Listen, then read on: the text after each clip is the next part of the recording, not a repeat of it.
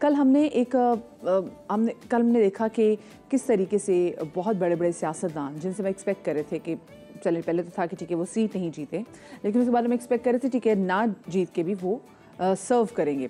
लेकिन कुछ खबरें ऐसी थी जो कि बड़ी सरप्राइजिंग भी थी, बड़ी शॉकिंग भी थी। वो ये थी कि हमने देखा कि इस्तेहकाम पाकिस्तान पार्टी के सरबराह जहांगीर तरीन उन्होंने सियासत से अलहदगी का ऐलान कर दिया। और दूसरी जानिब हमने भी देखा कि अमीर जमात इस्लामी सिराजुल हक ने हालिया आम इंतखाबात में पार्टी की शिकस्त की जिम्मेदारी कबूल करते हुए जमात इस्लामी की अमारत से मुस्ताफ़ी होने का ऐलान कर दिया। परवेज़ खटक साहब की अगर हम बात करें तो उन्होंने भी PTI पार्लियामेंटेरियंस की सदारत से वो जो मुस्ताफ़ी हो गया, उन्होंने कहा कि वो कुछ अरसे के लिए सियासत से ब्रेक ले रहे हैं। तो ये 3 बड़ी शख्सियात थी जिन्होंने एकदम से कल जो अनाउंस किया और उसके बाद वो बिल्कुल हमने देखा कि ज़रा साइड पर हो गए, कहते हैं ना कि ज़रा साइड पर हो गए हैं और हम लोग परेशान हैं कि भाई exactly what happened all of a sudden. तो ये हम तो नहीं ज़्यादा इस पर तबसरा कर सकते, लेकिन जो कर सकते हैं हमारे साथ मौजूद हैं सीनियर तज़कियाकार ज़ैगम खान साहब हमारे साथ मौजूद हैं, उनको शामिल गुफ्तगू करेंगे। अस्सलाम वालेकुम ज़ैगम साहब, very good morning to you. Zaigham साहब, ये क्या हुआ है एकदम से? हमने देखा कि जहांगीर तरीन उन्होंने सियासत छोड़ दी, परवेज़ खटक ने सियासत से ब्रेक ले ली है, सिराजुल हक साहब उन्होंने जिम्मेदारी भी कबूल की है शिकस्त की और उन्होंने भी इस्तीफ़ा दे दिया है। What happened all of a sudden? बहुत शुक्रिया। वो कहा है ना गालिब ने, छुटती नहीं है मुंह से ये काफिर लगी हुई। तो ये बस ये एक दिन की तौबा है, आप मत समझिए कि ये लोग सियासत से चले गए।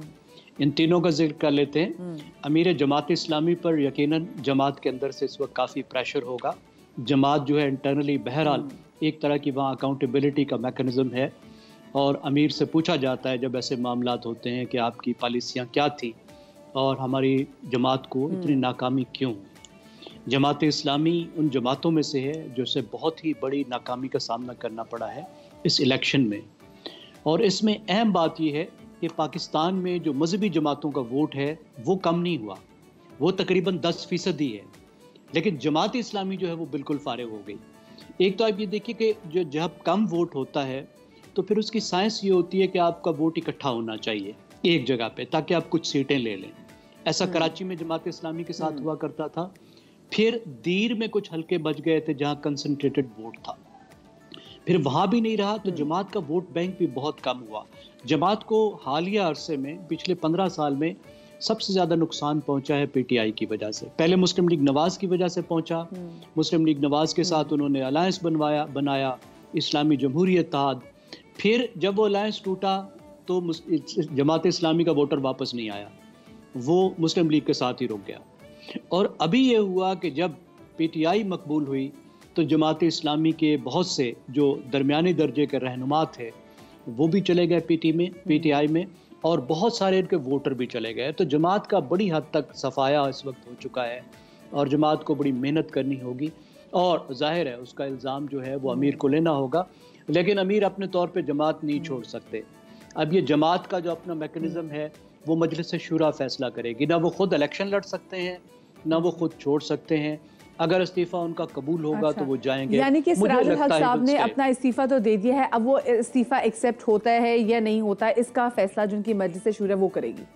बिल्कुल दुरुस्त समझिए कि उन्होंने अखलाकी बुनियाद पर अपना एक स्टेटमेंट दिया है कि मैं ये कबूल करता हूँ और मैं जमात की अमारत छोड़ने को तैयार हूँ। अब जमात का जो फैसला साजी है उसके अंदर ये फैसला होगा, उसकी जो शूरा है फैसला करेगी कि अब क्या करना है।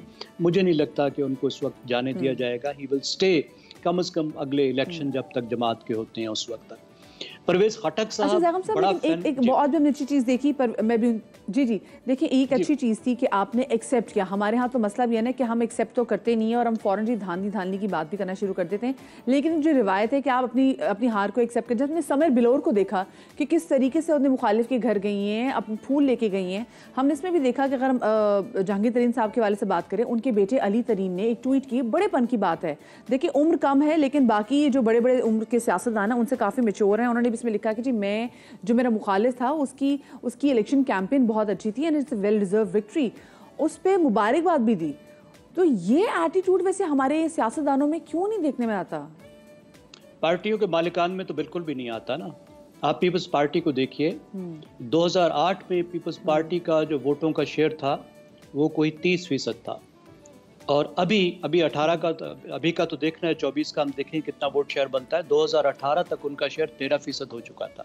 यानी पीपल्स पार्टी के वोट बैंक में 1/3 कमी हुई आसिफ अली जरदारी साहब की अमारत के दौर में। अगर जमात इस्लामी की हम टर्म यूज़ कर लें, जब से आसिफ अली जरदारी पीपल्स पार्टी के अमीर बने, वैसे तो मालिक बने हैं, 1/3 वोट बैंक हो गया। एक कौमी जमात जो है वो वो तो देखिए, वो तो बिलावल भुट्टो जरदारी साहब नहीं है। वैसे आपकी स्टेटमेंट से मैं थोड़ी बहुत होगी कंफ्यूज।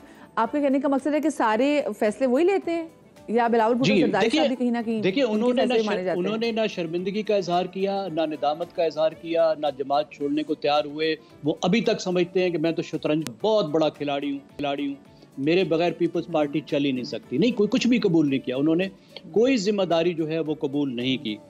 अब अगर हम देखें परवेज़ खटक साहब को, तो परवेज़ खटक साहब जो हैं वो परवेज़ खटक साहब, उनका बड़ा चर्चा था, बड़ा नाम था, और ये कहा जा रहा था कि परवेज़ खटक जो हैं वो पीटीआई का सफाया कर देंगे आके केपी में। लेकिन देखिए उनकी क्या हशर हुआ, उनकी जमात तो टेक ऑफ ही नहीं कर सकी, नहीं हो सकी, उड़ ही नहीं सकी। तो इस वजह से ठीक किया उन्होंने, मेरे ख्याल है अच्छी बात है। अब वो जमात का तो मुझे कोई मुस्तकबिल नज़र नहीं आता और उन्होंने इस्तीफ़ा दिया, लेकिन सियासत वो नहीं छोड़ेंगे। मुझे नहीं लगता, उनका पूरा ख़ानदान सियासत में है, सियासत के अलावा कुछ नहीं। अगर थोड़ी देर के लिए गए तो फिर वो वापस आ जाएंगे, या तो अपनी जमात के सरबराह बनकर ही वापस आ जाएंगे, या फिर किसी और तौर पे आएंगे, वो भी नहीं छोड़ेंगे। जहांगीर तरीन साहब का अलमिया ये है, जहांगीर तरीन साहब एक काबिल आदमी हैं, उनको पहले पीटीआई ने इग्नोर किया। अगर वजारत आला उस्मान बुज़दार की जगह जहांगीर तरीन को दी जाती तो पंजाब की सूरत हाल मुख्तलिफ होती, तो शायद सुबह अच्छा चल जाता। जी बिल्कुल, बहुत अच्छा चल जाता। वो बहुत एफिशिएंट आदमी है। अच्छा, इलाके में भी उन्होंने बहुत खिदमत की है, बहुत पैसा लगाया है, लेकिन समहाउ उनकी कोई सियासी किस्मत अच्छी नहीं है कि वो उनको लोगों में वो मकबूलियत नहीं मिली जिसकी वो तवक्को रखते थे। और इस वक्त तो ख़ास तौर पे जो फ़ज़ा बनी हुई है, जिसमें लोग दौलत की बुनियाद पे वोट देने को तैयार नहीं हैं और एक मुख्तलिफ तरह की सियासत चाहते हैं, उसमें उनकी बिल्कुल रिजेक्शन हो गई। एक ऐसे इलाके से जो बहुत तरक्की याफ्ता नहीं है और जहाँ उन्होंने बहुत पैसा लगाया और काफ़ी लोगों की खिदमत की, तो मेरे ख्याल है उनमें भी काफ़ी मायूसी होगी। वो समझ रहे होंगे कि इस वक्त उनके लिए एक नई अपॉर्चुनिटी उभरेगी, उन पर जो पाबंदी थी वो भी ख़त्म हुई, एक मुख्तलिफ तरह का सेटअप आया, उन्होंने पार्टी भी बनाई और उस पार्टी का आने वाली हुकूमत में हिस्सा भी यकीनन होगा। जो लोग जीते हैं वो हुकूमत, ज़ाहिर है हुक्मरान तो नहीं बनेंगे, वज़ीर आला तो शायद ना बने, लेकिन वज़ीर तो बनेंगे। इस तरह कौमी सतह पे भी उनको वज़ारतें मिलने का इम्कान है। तो यकीनन वो बहुत मायूस हुए होंगे और उनका इस्तीफ़ा उस मायूसी का इजहार है। सही, ठीक है। तो लेकिन आप ये समझते हैं कि ठीक है, ये अभी वक्ती तौर पे फैसले हैं, हो सकता है कि ये आगे आने वाले दिनों में ये रिवर्स हो जाएं?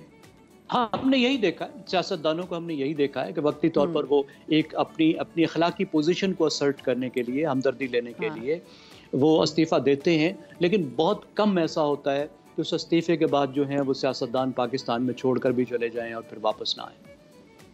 सही। ज़ैफ़ुल खान साहब, ये जो एक नया फॉर्मूला हुकूमत का हमारे सामने आ रहा है, इस हवाले से आपका मैं ज़रा स्टांस भी जानना चाहूँगी, आपका पॉइंट ऑफ व्यू भी जानना चाहूँगी कि जैसे हम देख रहे हैं कि पाकिस्तान पीपल्स पार्टी और मुस्लिम लीग नून, इनके दरमियान जो बातचीत भी जारी है और एक जो फॉर्मूला निकल के सामने आ रहा है वो ये कहा जा रहा है बार बार कि जी 3 साल जो है वो मुस्लिम लीग नून, क्योंकि मुस्लिम लीग नून के भी जो बड़े बड़े रहनुमा है वो ये कह रहे हैं कि भाई एटलीस्ट हम जो हैं ये 3 साल डिज़र्व करते हैं, बिकॉज ऑफ कोर्स हमारी सीटें पाकिस्तान पीपल्स पार्टी से ज़्यादा हैं। तो 3 साल जो हैं वो क्या कहते हैं अपना मियाँ मोहम्मद शहबाज शरीफ या मियाँ मोहम्मद नवाज शरीफ, मतलब प्राइम मिनिस्टर इनका होगा, और 2 साल जो है पाकिस्तान पीपल्स पार्टी का होगा। फिर मैं तो कल ख्वाजा आसिफ साहब को सुन भी दी थी, वो कहते हैं पहले 3 साल तो जो है वो सख्त होंगे, तो उसमें हमारा पीएम होगा, जब थोड़ी बहुत आसानी होगी तो पीएम अगली पार्टी का होगा। तो उन्होंने कहा मैं तो इस फैसले की बिल्कुल हमायत नहीं करता। आपका क्या कहना है इस पर? देखिए, एक बात तो ये है कि इस वक्त मुस्लिम लीग नवाज पीपल्स पार्टी को चार्टर ऑफ डेमोक्रेसी ज़रूर याद कराएगी, जिसकी उन्होंने अभी तक 60-70% उसको किया है, उस पर अमल किया है। उसमें इन्होंने ये लिखा कि जिस पार्टी की ज़्यादा सीटें होंगी उसको हुकूमत बनाने का मौका दिया जाएगा। अब इस वक्त उस जो इंस्ट्रूमेंट है, उस मुआहदे पर साइन करने वाली तो ये 2 पार्टियाँ हैं, उसमें मुस्लिम लीग नवाज की सीटें ज़्यादा है। और उसमें अहम बात यह है कि फैसला सिर्फ इन 2 पार्टियों ने नहीं करना। इस वक्त एक तरह का हाइब्रिड सिस्टम है और इस्टेब्लिशमेंट भी इस फैसले में मौजूद होगी। मुझे नहीं लगता कि इस तरह का फैसला, एक गैर संजीदा फैसला कि 2 साल तुम कर लो 3 साल मैं कर लूँगा, वो काबिल कबूल होगा, क्योंकि उससे बड़ी एक गैर संजीदगी का तासुर होगा। जो फार्मूला बनेगा मेरी नज़र में वो तकसीम पर होगा कि किस तरह से पावर शेयर की जाए, कौन सी मिनिस्ट्री कौन ले, कौन सी मिनिस्ट्री कौन ले, वजारत उज़्मा कौन ले, सदारत कौन ले, खारजा कौन ले, वजारत ख़जाना कौन ले। मुझे लगता है बात इस पर रुकेगी और जो भी तय किया जाएगा वो पूरी मुद्दत के लिए तय किया जाएगा। फिर 3 साल कौन वेट करे यहाँ, 3 साल के बाद तो शायद पता नहीं, आपको पता है वो हुकूमत रहे या नहीं रहे, हुकूमत तो बदलती है ना। तो मुझे नहीं लगता कि इस तरह की कोई गैर संजीदा और 3 साल क्या, हमने जैगम साहब हमने तो खुद 3 दिन नहीं देखे कि अगले 3 दिन भी हम देखते कि नहीं देखे, मतलब अपनी जिंदगी के वाले से बात भी करें। बिल्कुल ठीक है। मुझे ये लगता है कि जरदारी साहब, जैगम खान साहब जी।